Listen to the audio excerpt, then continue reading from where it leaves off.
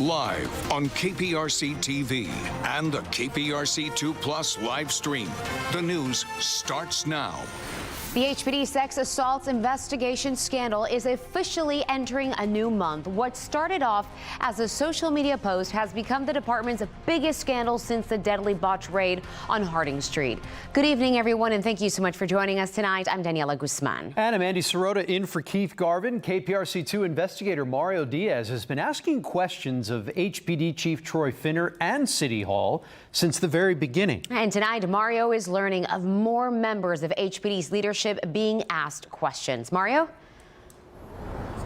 Yeah, Danielle, I should say that so far 2 executives, chiefs, have been demoted thus far during the course of this investigation. Now KPRC2 Investigates is learning from law enforcement sources that multiple members of the command staff, commanders, are being asked questions about the more than 4,000 sexual assault cases that were not investigated properly. You recall they were suspended.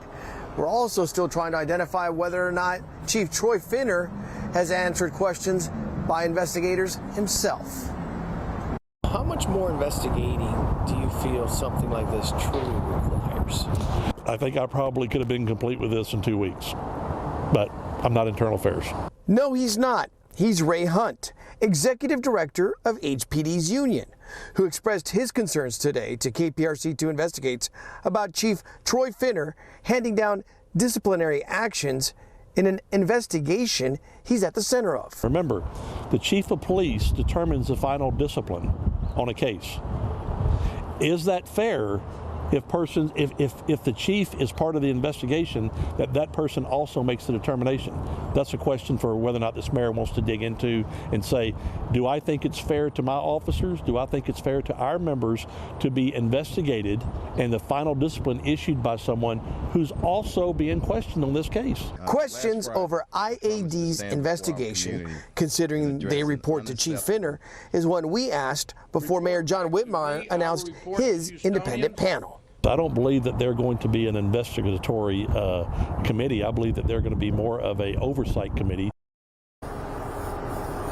Now, behind me there is HPD. We did reach out to the communications team for Chief Troy Finner, and I also texted the chief directly, asking him if he has been asked to submit a letter to IAD, the Internal Affairs investigators, or if he has answered any questions from them.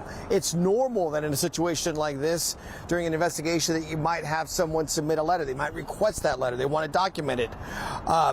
The department's communications team did not get back to us, and the chief has yet to respond to my text message. That's the very latest on this ongoing investigation. Of course, KPRC2 Investigates will stay on top of it. Live downtown at HPD headquarters, Mario Diaz, KPRC2 Investigates.